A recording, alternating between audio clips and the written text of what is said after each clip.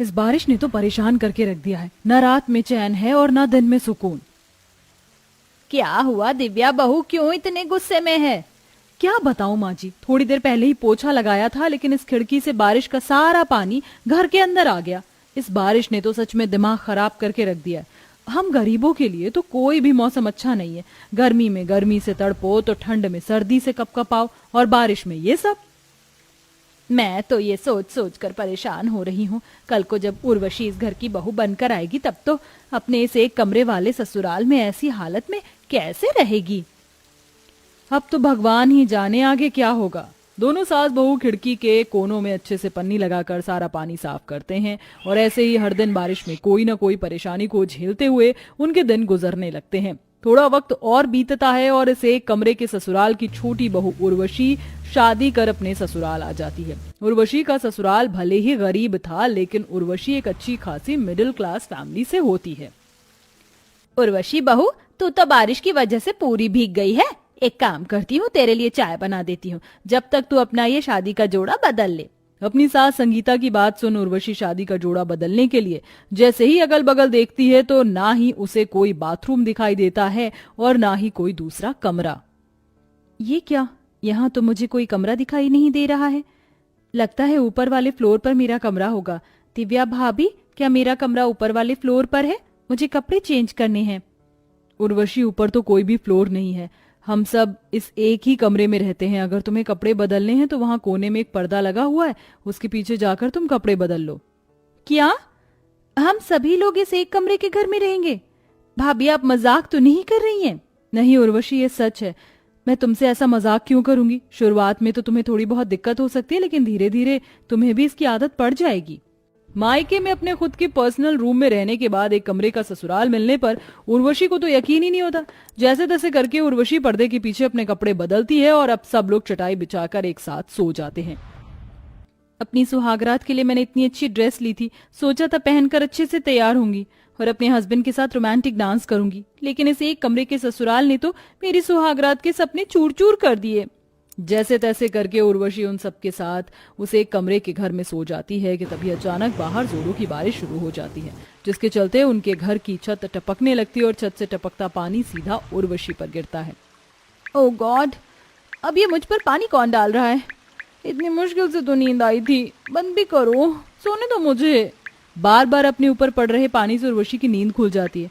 उर्वशी जैसे ही अपनी चारों तरफ पानी देखती है तो घबरा जाती है और उसे देख वो सबको उठाती है। ये सब क्या है? ये छत से पानी क्यों टपक रहा है? वो क्या है ना, हमारी कच्ची मिट्टी की छत है, इसलिए हर बारिश के मौसम में हमारी छत टपकती है।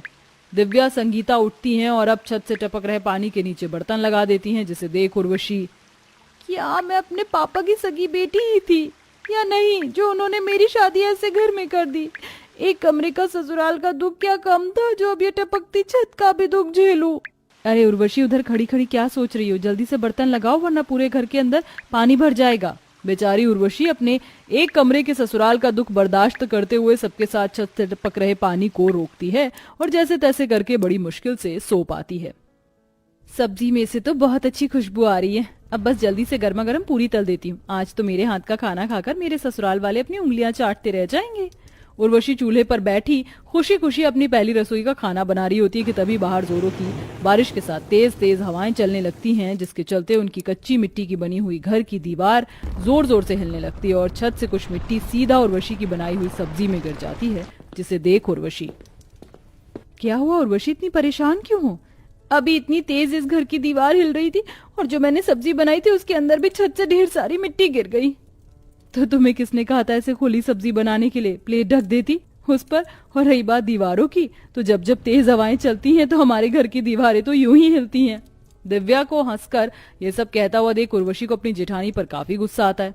यहाँ मैं इतना घबरा गई, मेरी बनाई हुई सारी सब्जी खराब हो गई और तुम हो कि ऐसे दांत फाड़कर हंस रही हो। तो तुम क्या चाहती हो? तुम्हारी सब्जी के लिए मैं यहाँ बैठकर रोऊं? सिर्फ तुम्हें इस बारिश के मौसम में इस घर में परेशानी नहीं हो रही है, मुझे भी हो रही है। और तुम तो कल की आई हो, मैं तो यहाँ सालों से रह रही हूँ।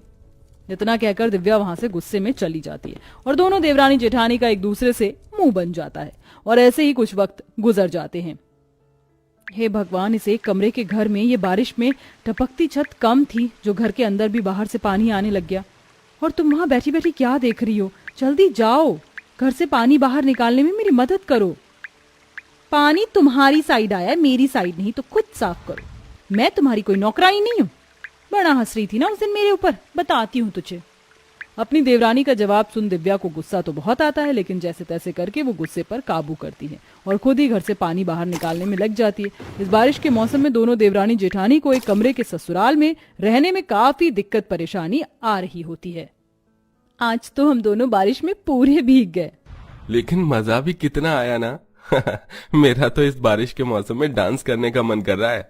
इतना कहकर माधव उर्वशी का हाथ पकड़ता है और अब दोनों कपल डांस करने लगते हैं कि तभी अचानक बारिश में भीगते हुए दिव्या और विनोद भी घर के अंदर आ जाते हैं, जिसे देख माधव एकदम से डांस करते करते उर्वशी का हाथ छोड़ देता है। एक तो इतने वक्त बाद हम दोनों को थोड़ी प्राइवेसी मिली थी, लेकिन तुमसे वो भी नहीं देखी गई ना। तो क्या करती, बारिश में भीगती हुई घर के बाहर खड़ी रहती जब तक तुम दोनों का ये नाचने का प्रोग्राम नहीं खत्म होता। जब से इस घर में आई हूँ प्राइवेसी नाम की तो कोई चीज ही नहीं मिली। इस एक कमरे के ससुराल में ये बारिश की परेशानी और दिन भर में थोड़ी बहुत प्राइवेसी ना मिलने की वजह से मैं काफी परेशान हो चुकी हूँ। मैं और अब इस बारिश के मौसम में इस एक कमरे के ससुराल में नहीं रह सकती। पहली बार तुमने कोई सही बात कही है।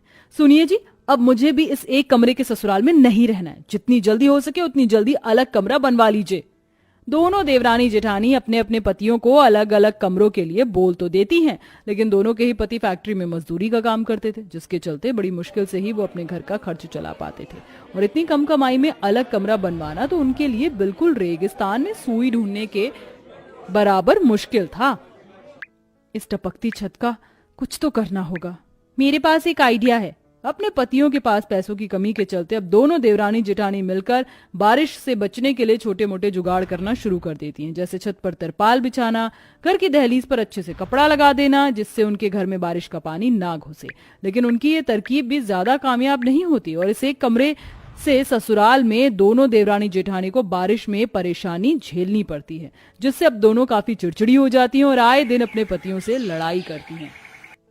कब तक हम इस एक कमरे के घर में रहेंगे? रोज रोज की परेशानी लड़ाइयों से हम थक चुके हैं। अब आप कुछ भी करिए और हमारे लिए अलग कमरा बनवाइए, वरना तो हम अपने मायके चले। अब जब तक अलग कमरे नहीं बन जाते तब तक हम लोग अपने मायके में ही रहेंगे। मायके जाना है?